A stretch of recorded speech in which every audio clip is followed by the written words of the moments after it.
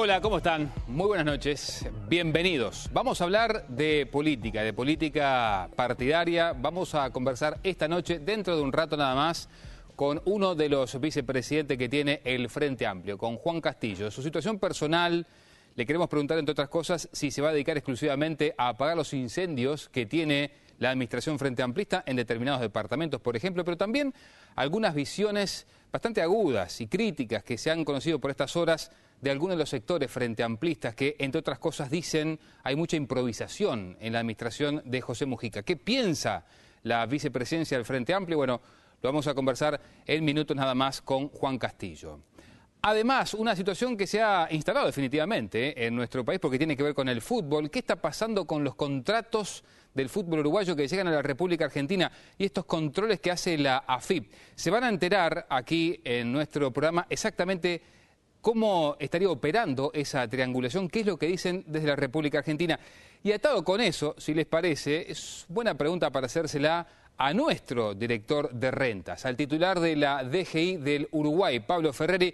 Bueno, con Pablo Ferreri no solamente de eso vamos a conversar, ya nos acompaña en estudios, vamos a conversar también, por ejemplo, sobre la boleta electrónica, también qué pasa con las declaraciones del IRPF y su choque que ha tenido, por lo menos dialéctico y a través de los medios de comunicación con los ruralistas, más allá que ha tenido una fuerte defensa desde el Poder Ejecutivo la gestión de Pablo Ferreri. Bueno, con él vamos a conversar en instantes nada más. A eso, como siempre, le sumamos el aporte de nuestros compañeros, a quien ya saludo.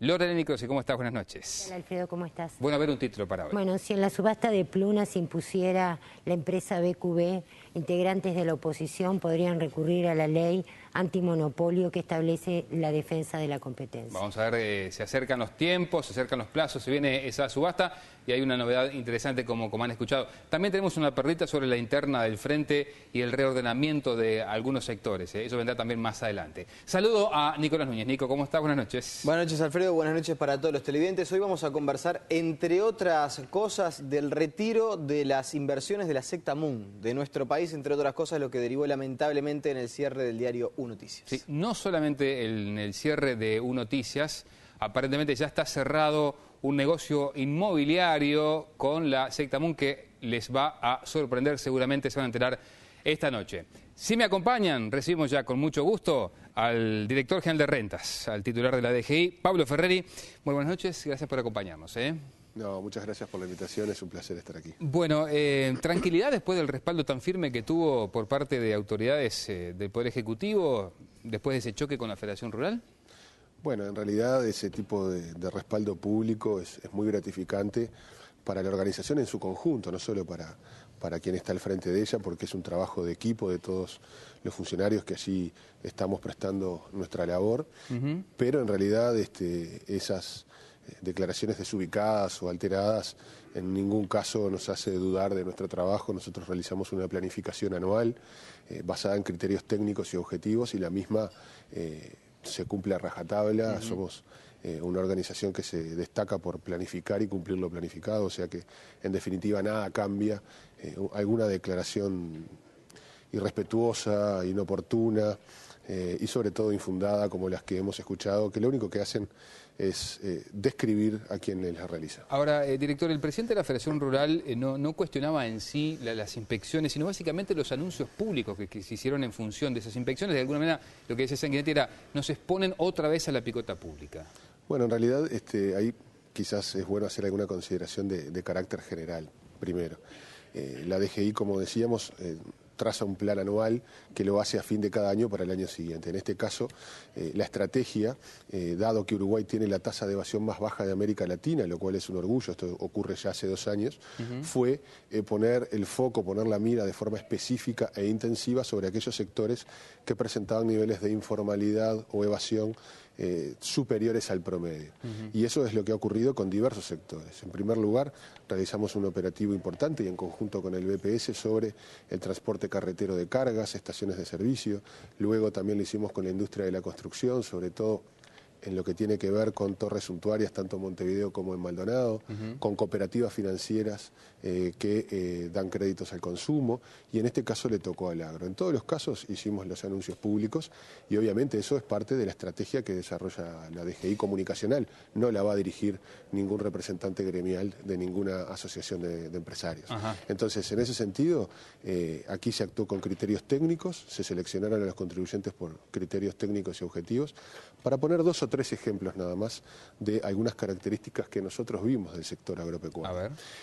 Hay aproximadamente 3.000 contribuyentes que entre el año 2008 y 2011, en 4 años, presentaron declaraciones juradas con respecto al impuesto a la renta agropecuaria. Sí. De esos 3.000 contribuyentes, en esos años de bonanza histórica del sector agropecuario, el 48% presentó pérdidas fiscales en las declaraciones juradas. Bueno, ese es un dato que para nosotros es bien llamativo. Luego, 2.000 empresas que, o por su razón jurídica, porque eran sociedades anónimas, o por su nivel de ventas, el cual nosotros sabíamos por los agentes de retención que le retenían el IMEVA, debían presentar preceptivamente declaración jurada de IRAE, agropecuario.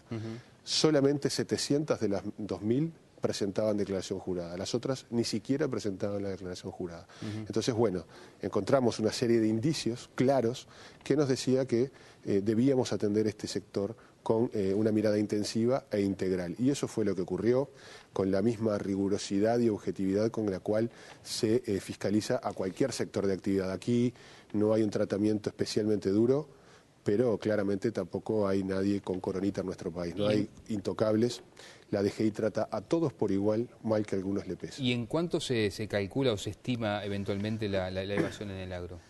Bueno, nosotros entendemos allí que puede llegar a haber reliquidaciones importantes, dada la magnitud de actividad que desarrollan este tipo de empresas. Por ejemplo, nosotros seleccionamos en esta primera instancia 100 empresas con un volumen de actividad en el entorno de los 5 millones de dólares anuales cada una. O sea que solamente estas 100 empresas tienen un volumen de actividad de 500 millones de dólares anuales. Entonces, bueno, esperamos a que las inspecciones terminen, pero seguramente en su momento anunciaremos los resultados, porque hemos encontrado algunas inconsistencias que por lo menos ameritan a citar a los contribuyentes que tengan oportunidad de explicar esas inconsistencias. Si son aclaradas, no hay ningún problema, y si no lo son, ocurrirán las reliquidaciones y la aplicación de las sanciones como establece el Código Tributario, como ocurre, reitero, con cualquier contribuyente, más allá del giro en el cual desarrolle su Pero actividad. no hay estimaciones de cuánto podría llegar a ser precisamente esa evasión.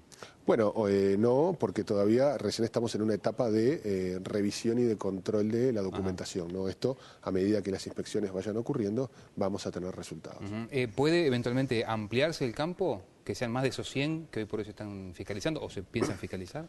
Bueno, en una primera instancia son estos 100, pero después seguiremos fiscalizando el sector como hacemos con cualquier otro sector de actividad. Reitero, aquí la ley es igual para todos. Ahora, director, ¿usted puede precisar si estos sectores o estos productores que han sido inspeccionados presentaron en su momento recursos contra el ICIR? Porque de alguna manera fue un poco también lo que dejó entrever el presidente de la Federación Rural, ¿no? Sí, no lo puedo precisar porque no tengo la más remota idea.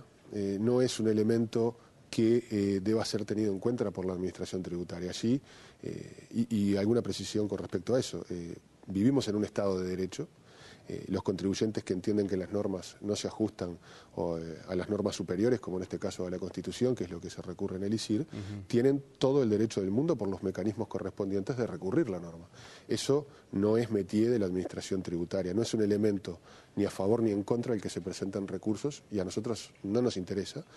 Aquí transcurre por otro lado, pero justamente también porque vivimos en un Estado de Derecho, los organismos fiscalizadores tienen por misión institucional verificar el correcto cumplimiento de las normas. Y en la materia tributaria es la misión institucional de la DGI. No haríamos nuestro trabajo si no hacemos lo que estamos haciendo. Por eso, cuando se habla de terrorismo de Estado, cuando alguien utiliza esa expresión para referirse a una inspección de impuestos por parte de técnicos que lo hacen en base a criterios objetivos, realmente es de una frivolidad preocupante, porque bueno, quienes atravesaron los momentos más duros de la historia uruguaya saben que como consecuencia del terrorismo de Estado en nuestro país hubo asesinatos, torturas, violaciones y desapariciones. Entonces realmente nos preocupan ese tipo de declaraciones, reitero, de una frivolidad muy importante.